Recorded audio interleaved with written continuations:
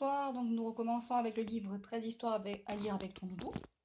Ce soir, nous serons sur une histoire qui s'appelle Le Croque-Tout Coquet.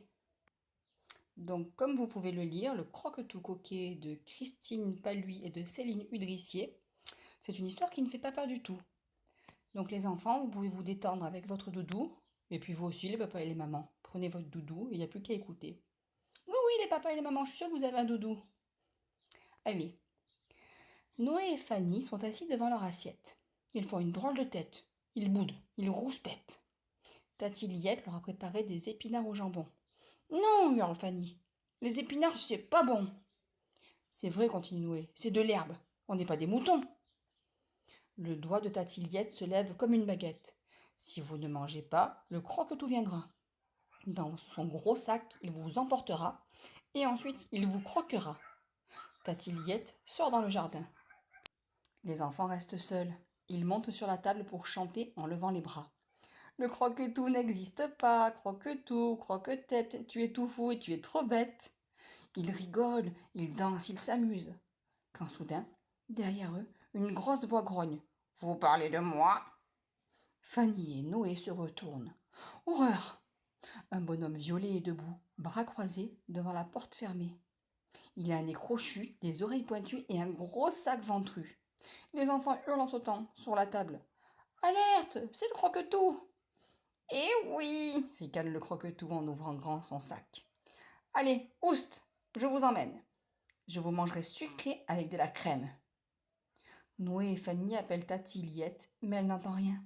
Elle est au fond du jardin. Noé bredouille. On a mauvais goût, croque-tout. Il ne faut pas nous manger. Mauvais? Que non, ricane le croque-tout en remuant son nez. Fanny tremble. On ne parlait pas de vous, croque-tout. On chantait une comptine. Comptine? Que non, ricane le croque-tout en se léchant les babines. Noé essaye. On a avalé trop de bonbons, croque-tout. Vous allez faire une indigestion. Indigestion? Que non, ricane le croque-tout en se frottant le bedon. Et hop, sans plus attendre, le croque-tout les soulève par les bretelles. Fanny hurle. Stop! C'est affreux, c'est abominable! Le croque-tout s'arrête net. Vite, Fanny trouve une idée. Il y a d'horribles boutons là sur votre nez. Oh non, pas sur mon nez, souffle le croque-tout affolé. Noé prend un air dégoûté. Il y en a au moins 10, ils sont très laids et tout gonflés. Aussitôt, le croque-tout pose les enfants. Sans miroir, il ne peut pas vérifier. Il tourne en rond, il est très embêté. Que va dire sa fiancée? Il parle tout seul. Comment ai-je fait pour attraper ces horribles boutons sur mon joli nez? Moi je sais, dit Fanny. Vous avez croqué beaucoup trop d'enfants ces derniers temps.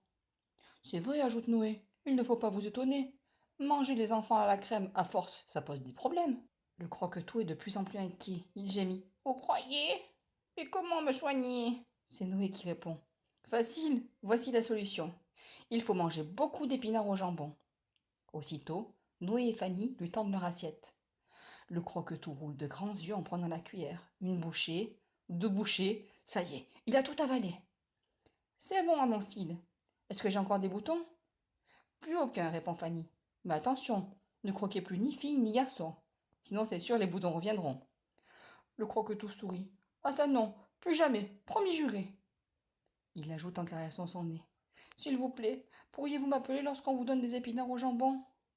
Bien sûr, croque-tout, répondent Fanny et Noé. Nous t'appellerons dès que nous en aurons. Le croque-tout ouvre la porte en dansant tellement il est content. Ils sont charmants, ces enfants, chante-t-il en repartant. Ouf, il a filé juste à temps. Voilà Tati Liette qui revient du jardin, un panier de noisettes à la main. Elle n'a rien vu, heureusement. Elle aurait eu vraiment peur tout à coup si elle avait vu le croque-tout. Voilà, plutôt mignonnette cette histoire. Demain, ce sera une histoire petite frouste qui s'appelle Le monstre du tiroir de la cuisine. Bonne soirée, à demain.